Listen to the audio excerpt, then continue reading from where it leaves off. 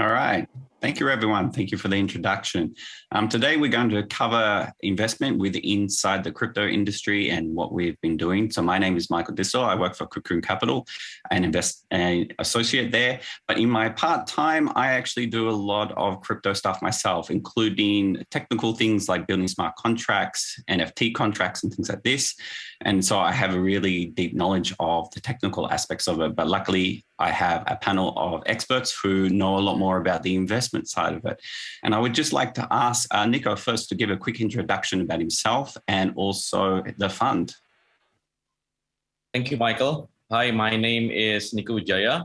I'm currently the CEO of BRI Ventures. With our main fund mandate is to invest in the fintech sectors or fintech enablers, growth stage investment. We are currently managing 3 funds with total AUM of $250, including our early stage non-fintech fund called the Sembrani Nusantara, with mandate to invest in agri, educations, and logistics. And we recently launched our 3rd fund, focusing on the early stage D2C growth stage investment, called the Kikani Fund.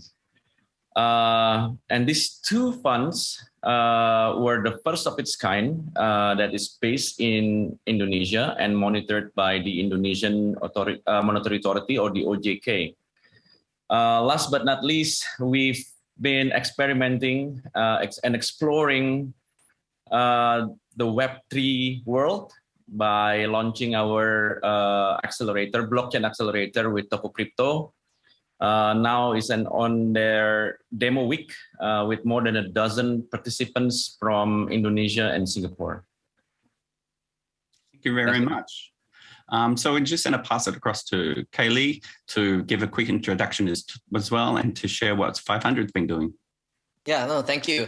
So 500 Global, last year we rebranded from 500 Startups to 500 Global. We're a venture capital firm. We manage about $2.8 billion and we invest all over the world. We're now invested in 2,700 startups in 80 countries. So typically we like to lead with seed. We'd like to be the first 500K that a company would raise. But more recently, we've also had some growth stage vehicles. So we've been cutting $2 to $5 million checks for follow-on. And more recently as well, like a $20 to $35 million checks for later stages as well. So related to the topic of the day, we've been persistent in kind of new technology trends, and especially founders who are trailblazing in that area. We launched our first blockchain accelerator in 2015, of which all the companies are no longer alive. So it's like we had 13 companies and all of them were dead. And one of them lasted for about 3 years, but the rest were dead in 12 months. But so we were, just kind of learning our way through things. But 2016 to 2018, some of the projects we invested in, or companies, I should say, did pretty well. So we're part of the seed round of Solana. And then later on, XC Infinity, the parent company, Sky Mavis, joined one of our accelerator programs. So those things were okay. Every year, we continue to kind of back entrepreneurs who are really building interesting things. And a lot of the interesting things happen to be in Web3 these days, right? So we want to continue to be consistent there. Some of the recent deals, we had a crypto exchange in the Middle East. In Southeast Asia, we've just cut a check into a metaverse builder, other things that tokenize equity, and currently we're kind of keeping an eye on the where to earn space. But one thing that kind of summarizes everything, like through the end of time, through the start till whenever, we want to invest in company builders. Folks who are going to build better products with superior value propositions, and to the extent they can leverage blockchain or any of the related and associated ways of doing things, the better, right? So happy to kind of talk to a fellow panelists about this topic, and so thank you so much for having me. Thank you very much. I'm going to pass it over to Oscar and have him introduce himself and the fund too. That would be awesome. Thank you, Michael. Great to be part of this panel today. So I'm a partner in SSB. SSB is also a global venture capital fund, investing in early stage and then following up in additional rounds of funding. We have right now over $1.3 billion under management. Every year, we're making 150 to 200 new direct investments, plus another 150 to 200 follow-on investments. We like to be among the first initial institutional checks that the companies receive, and we work with the companies very hands-on on supporting them in their development. So we have global coverage. So in my case, I'm based out of Shanghai, but I'm making investments in companies everywhere. I just closed an investment in Mexico, and today closed an investment in Bangladesh, looking at companies in China. So looking at companies anywhere. We're also industry agnostic. We look at companies in any single industry. Although you look at what we've invested, you'll see that there's a lot of trends where climate tech, with a digitalization of traditional industries, mobile apps. Those are areas where we have a lot of presence in terms of investment. And the way we organize ourselves internally is by technology stack. So we have a team working on hardware companies, another team working on life sciences and biotech companies, and then in my case, I'm part of the digital ecosystem, where we look at how software technologies are disrupting consumer experiences, as well as also enterprise and the B2B space. We started investing in the blockchain crypto space also in 2015, and we were lucky. And we're the initial backers and all investors in a company called BitMEX that I think would be familiar for a lot of people that has experience in the crypto space. And they have been quite successful. They went through a process of like maybe not so much regulation that took them to a situation with the authorities, and now hopefully is completely resolved. And then they're moving into more active activity. We've continued investing in the Web3, and we're actually quite active investing in this space even before this was actually known as Web3. So applications of blockchain as infrastructure, investing in metaverse companies, investing in other companies that are building value on top of the whole crypto ecosystem. So looking forward to the conversation today. And share a bit experiences and ideas from a more traditional VC perspective, investing in an area where other investment mechanisms can bring in a lot of value for companies, but at least in our experience, in some cases that have also been not necessarily the best for a lot of initiatives that were launched. Okay. Thank you very much, Oscar. I just want to kick off by starting to ask a little bit about risk, right? And about the metrics that you guys use to determine what is a good investment and not. Crypto is a very new industry. It's something that seems to change every month to month. Sometimes it's DeFi, sometimes it's GameFi, sometimes it's, other tokenomics or, ICOs. How do you guys handle that situation where it's changing so quickly and the risks seem to be very unknown at the start of the thing? Maybe we can start off with Nico first and see what he says, and we can just start the conversation from there. Yes, from the most traditional VC to to a more risk takers people, right? It's definitely new, and as you know, in Indonesia right now, it's the regulation is not as favorable as other countries, I guess. The OJK ban banking institutions from having anything to do with cryptocurrency, for example, right? But I guess the way we did one deal with YGG. Through our third funds, Kikani funds. But the way we look at them is the same way as we look at our other investments, right? What it means that at least the company, whether it's Web 2 or Web 3, it has to reach at least the bare minimum of fundamentals. Like we evaluate projects by using, similarly to any other investment firms, like 5 Ps: people, products, performance, potential markets, and prospective upside. So the way we assess, make our assessment on the Web3 projects is pretty much similar to how we handle, the risk mitigations that in a most traditional VC scene. So I guess. If we look more closely at the potential returns we could get from these projects, how we manage our risk profile at this point in time is being by putting all the disciplines in place, meaning that we limit our investment size in order for us to diversify our risk. Okay, cool. Oscar, right? For you guys, do you have a different way of handling these kind of crypto companies when it comes to risk? Well, I mean, first, at the end of the day, we're also a VC, and we really look at the fundamentals of every company. We might have different fundamentals than the ones that other VCs looked at, but that for us is something that needs to be present and will need to be evaluated. Then there's something else that we add always in every single case where, one of the key values that our ecosystem brings and that comes as part of our investment is the capacity to bring in customers and users to companies. And this is something that we want to make sure that when we're investing in a company, we can also bring that. So that for us is a way to mitigate risk. So the capacity to build a product, it's been reduced as technology has become simpler and simpler. Right? I remember like 20 years ago when I was in school and we're building products both on the hardware side or the software side, it took a long time to build anything very basic. Right now, there's a lot of solutions that allow you to prototype something really, really fast and start getting customer validation. But then scaling that's where the bottleneck comes into place. So through our cross promotion between our own portfolio companies and with some of our partners, we're able to get distribution for companies, and that's a very important element.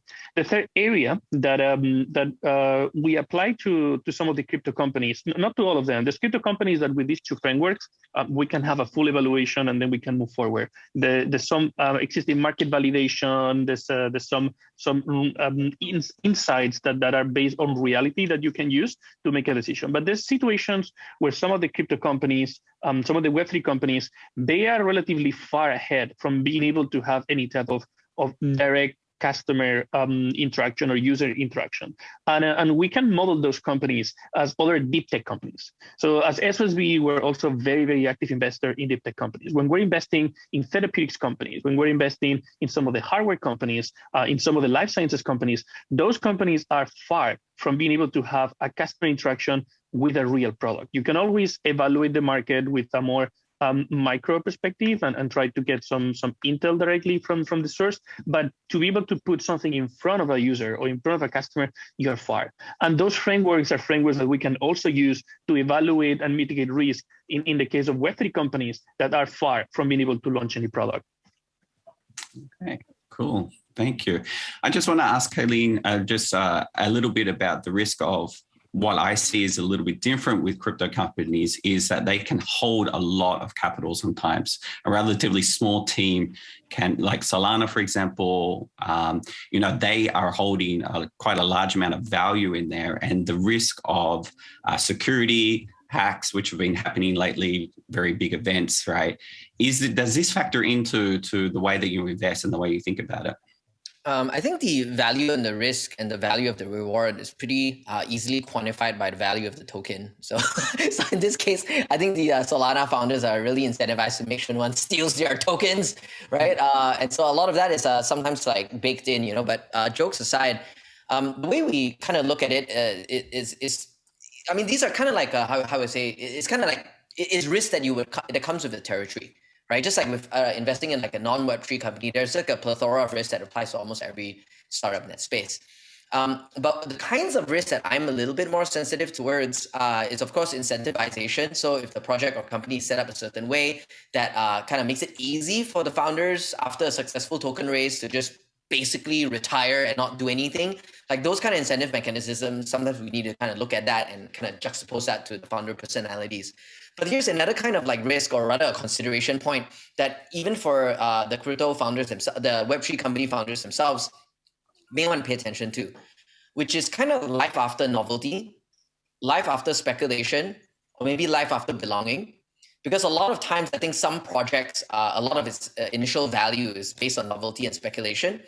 And some of them, like NFT projects or maybe certain communities, there's a certain sense of belonging. But a lot of that belonging may also be because there's some speculation and because there's some kind of novelty aspect to it. And are those things enduring? Do those things compound? So I believe that a lot of stuff in the early days right now, it's kind of like the fun stuff we saw in the early days of Web 2, right? People like, hey, we can do this with this technology. Isn't this great? You know, and then what is happening now, which is super exciting, is that we're taking the use cases of that technology and say, hey, could we disrupt a Web 2 giant? And that's kind of way we're looking for companies to do that. In what way is Netflix less efficient because it's overly centralized? In what ways can decentralization kind of disrupt and we build a better Netflix? Right? How do we kind of like start with that end in mind? Then let's look at the other 1,000 unicorns that exist today that roam the earth. Which ones of them may leverage some Web3 thinking and technology to have better value propositions? Can tokenization give them cheaper customer acquisition costs, lengthen the lifetime value? You know, do they have access to like different kinds of fundraising that's dilutive? So along that way, that's kind of like the rubric we see. So in short, like I think the risk is just being a bit short-termist about the projects that people are building and a bit less ambitious to just like do something cool. But hey, can we really take down one of the unicorns and kind of backtrack from there? I think that's a lot of fun. Okay, cool. I just want to stop for a moment to offer anyone in the crowd, if they have any questions, feel free to put it into the comments. I can always maybe slot it in near the end. So if anyone has any question, please add it to the app. So I have another question for Kaylee, right? So there is a kind of situation where crypto started off being decentralized, maybe organization, you know, where everyone's individual and, you know, fighting for their own little thing. And then slowly over time, especially VCs, big VCs have been coming in and starting to promote these kind of unicorns that come. There is a fear maybe in the old school community, in the crypto, is that we're going to end up with the same situation where we have just the Facebook, the Google, the Microsoft, and just, you know, 3 really big companies controlling the industry. I think that some centralization will definitely happen because if I think that you're technical, Michael, you'd remember in early FOSS movement, you know, the free and open source movement. Back then, like I was co-organizing bar camps with fellow coders, you know, and developers, and we were like, whoa, like software is now free, the whole world, like everyone can build anything, down with the power structures, right? So a lot of the early fervor when all of us are building projects together, like that was the energy behind it. But there are some efficiencies that come from centralization, and market forces will eventually dictate that to happen at some point for some of these. But at the same time, is that centralization and decentralization, as we observe it now, it also exists on a continuum. Some projects have some aspects of it highly centralized and some of it less centralized. Even in Web3 projects, like there are certain blockchains where the founding team just has so much more economics than everyone else, right? So I think that folks who are like really looking at this can observe like which of the projects are really shifting on that continuum, A. B is, does that shift on the continuum deliver a better value proposition over the long term? And that will determine whether those projects start to scale and get really big. So I hope more of it has more involvement and have more decentralization.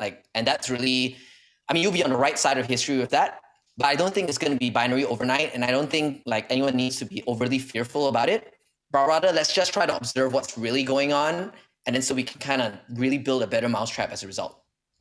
Okay, cool. Thank you. Oscar, do you have any thoughts about, you know, the way that everything's becoming a little bit more centralized?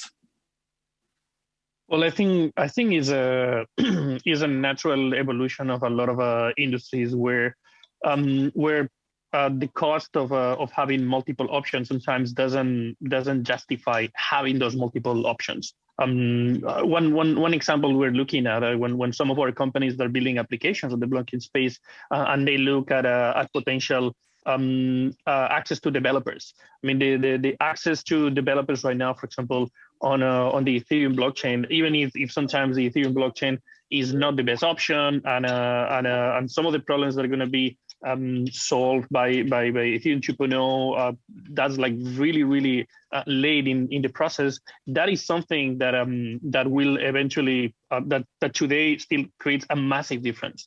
The cost and challenge to be able to find developers, something as basic as that, is something that becomes really difficult. No? The beauty is like, yeah, I mean, I actually make also a lot of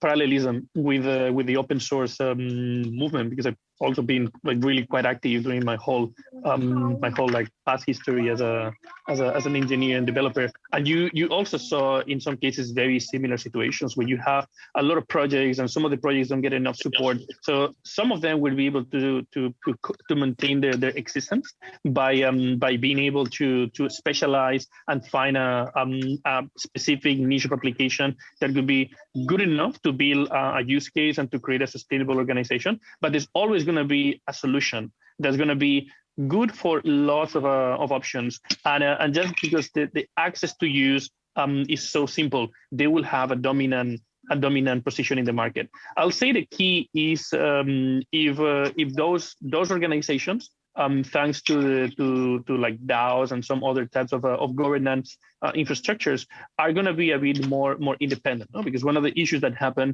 in some of the open source projects was that, the project was open source. It was free to use, as in free beer, but it was also free to use as in freedom of speech. I mean, you could actually use it the way you wanted and get access to the code and customize. And having like some organizations that were very supportive in the development of these piece of software, they changed their roadmaps, and they were able to influence the roadmaps based on their own interests. So the key is going to be if those large organizations are going to be able to also maintain their independence thanks to these new governance mechanisms. And I think that's a really key important thing, because to get to that ideal stage where organizations can be autonomously self-organized, there's a really like path, a complicated and cumbersome path, where some level of governance and some level of guidance is going to be very important. And those mechanisms that will be very valuable in the future might not be the right ones to get the companies to that level. Yeah, super interesting. Nico, do you have any thoughts about this? Yeah, well, just like Bitcoin, right? In a couple decades ago, when we set it up as decentralized finance, sovereign coins, and whatnot, and now we all know it's not as decentralized as we thought, but it sparked, the establishment of the new tokens for new utilities purposes. And in decentralized finance itself, I guess we are hearing some institutions as old as the traditional banks are now talking about creating their own tokens, for example. So I'm not sure what the kind of the how decentralized it will be without the major conglomerates behind it and whatnot. But I guess it's gradually moving somewhere, as in, the Web3 movement will create a derivative, something like really more close, more into a community based rather than a centralized based, and it's also promotes like transparency and openness. I guess it's something that we should look forward to. Yeah. Michael, if I may add, like one clear thing about this topic is that I think it's as far as I know right now, it's pretty impossible for VC involvement to suddenly centralize the Web3. Right? I think it's like venture capital firms take very small minority positions, and they don't have a lot of controls over what the company does. Right? The founders ultimately have a lot of leverage control, and so like I don't think anyone's really afraid that VC involvement would really change a lot of things. What I think changes a lot of things is like what Nico is sharing. And what all of us has talked about is that how will other players use the technology as well? And there are like 9 billion people on Earth, right? 4 billion connected to the internet, maybe about 200 to 300 million people on chain, which means there's about 3.7 billion, give or take, that are not really on chain, but they're recipients of the products. They get to choose whether a centralized solution works for them or a decentralized-ish solution works for them. Like they're going to decide, not the VCs, and a lot of times even not the Web3 founders themselves. Yeah, it's a very interesting time. Definitely, there's a transition period happening here with Inside Crypto. I think a question that pops up to my mind a lot is kind of governance as well. So we talked about DAOs a little bit, about how these organizations are actually run. In a lot of situations, the ideals are that everyone's going to be able to have a say and be able to run that organization. But in reality, things are going to change over time, and we're going to have a lot more government involvement and regulations.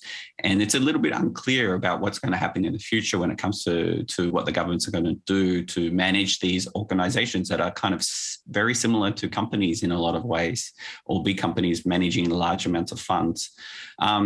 Do any of you guys have any thoughts about what the government is going to do in the future, or, you know, different governments around the world?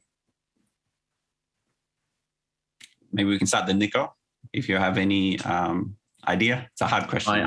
But I know central banks is going to do something about it.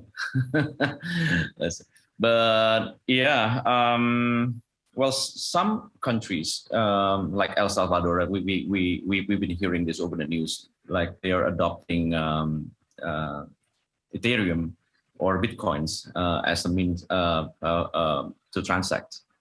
But I don't see how it will affect a more, you know, a stronger nations, such as countries in ASEAN, for example. I don't think Singapore will adopt any Bitcoin anytime soon, right? But we are watching as well on the how the development on the government easiness, you know, upon the cryptocurrency. Yeah, well, we should see in the next coming years. It might be very interesting, especially when it comes to stable coins. Like we have our famous USD stable coins, and it seems to be that the US government is playing a little bit of a catch up on how to regulate them. Oscar, do you have any thoughts about, you know, where they will go in this kind of regulations?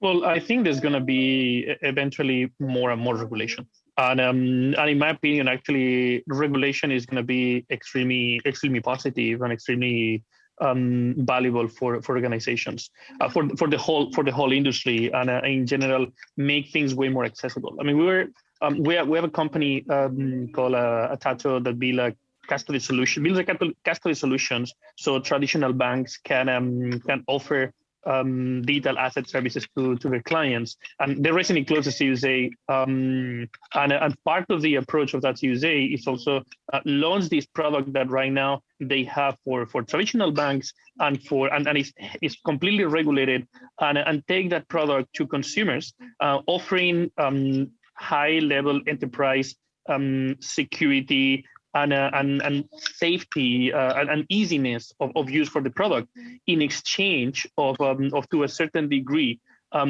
make sure that customers' identity is clearly verified. So that is one of the ways that customers can, for example, just make sure that if they lost their keys, they are able to recover their wallets, and they can recover their assets. That, for example, is something that creates a big drop off in terms of use, and the current infrastructure that is required by a full native crypto application with full anonymity of the product makes things very difficult. Having regulation that makes sure that whoever is using these knows clearly what is going to be the risk for themselves, the tax implications, etc., is going to be critical to be able to have major adoption for products. We have also some of our portfolio companies that are working in quite interesting initiatives in this area, building financial products that are crypto based, working with the regulators, building insurance products, building even reinsurance offerings. No, we have a company called Insure that is building a new generation for reinsurer, digital reinsurer. That is providing liquidity to any company that is providing an insurance product to consumers, and they're giving them the capital leveraging crypto for that. And this is completely regulated. Is completely going through every single aspect that will be required for any other reinsurance companies, so they can create products that can be leverage smart contracts to create more efficiency in the collection and distribution of policies whenever any type of these products need to be activated. So I think there's going to be a path for that. And that is going to be actually quite important to be able to create more access to the general public. Okay, cool. Kaylee? Yeah, it's quite to understand where regulation is headed. Sometimes it's useful to ask where motivation is headed, right? What motivates the regulator? Commonly, generally speaking, number one is like you don't want people to get ripped off, like you don't want people to lose money and get pissed. Number two is that you may want to get more tax revenue for the country, right? Number three is that you may want to respond to pressure, be it some political pressure, lobbyist pressure, or maybe certain financiers of the existing government has certain business and things to lose because of it. So that, different countries, different governments have different types of pressures. That's like a third kind of catch-all bucket. And there may be more kind of motivations, right, of a regulator. So I think it's the first thing I'll say. But the second very important thing is that now more than ever, like I've never seen this kind of degree of collaboration between entrepreneurs and regulators from the get-go. Be it like fintech sandboxes, all the way to having like, folks like Nico there with BRI Ventures, really building some of these bridges, right? So a lot of folks are now building with governments, and we've not, like 10 years ago, you've not see that, right? So I think all that's very, very positive. Okay, great. Thanks. I'm just very aware of the time, so we only have about 4 minutes left. So I just want to use this last 4 minutes to ask each of you a little bit what you predict in the future when it comes to what's going to be the next big thing in crypto. So over a period, we had ICOs, for example. At the moment, we seem to have NFTs going crazy, but we also had DeFi and DAOs and all that. What do you foresee in the future, maybe the next big thing that people will be jumping to, or, what have the portfolio companies that you've been invested in been interested in lately? Anyone would like to go first? Or? Okay. Well, Oscar, maybe I'll push it to you. Well, I mean, we recently we have I think one of the trends that is becoming very, very, very relevant is the metaverse. I mean, that is right now one of the areas where we have a lot of activity, and the metaverse as something that will require a very specific type of definition on anything that it can be, because it can really spread across everything. It's gonna have a lot of specific applications. There's expectations that sometimes, in my opinion, a bit unrealistic based on the state of technology, where people is unable to have a regular Zoom call without having problems with audio or connectivity. Having a full immersive experience might be challenging, but at different levels, I think that is an area where the whole implementation of the interface, the way that consumers will interact with the web,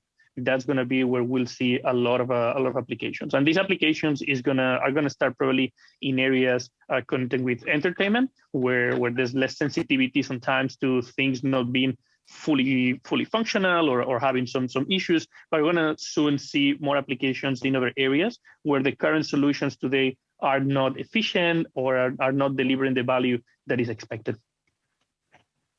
Okay, great. Kaylee, do you have any thoughts about the future? Yeah, I alluded a little bit to it earlier. I think what the over 1,000 unicorns that exist in the world today have proven to us is generally like people want similar things.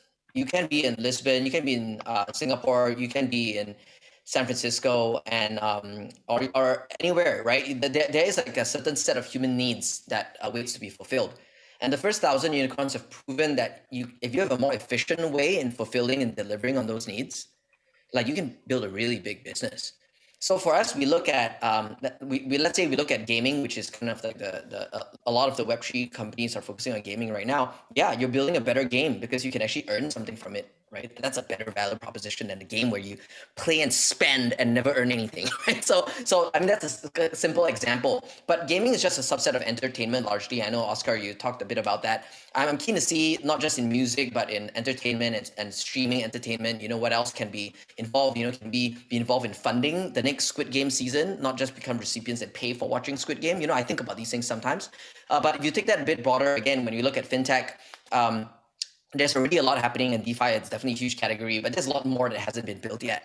So, and then we're going to category by category of existing unicorns and say, hey, can we build something even better than existing unicorns? And so that's kind of our rubric, and that's what we're using to try to guide what we'll invest in next. All right. Thank you very much.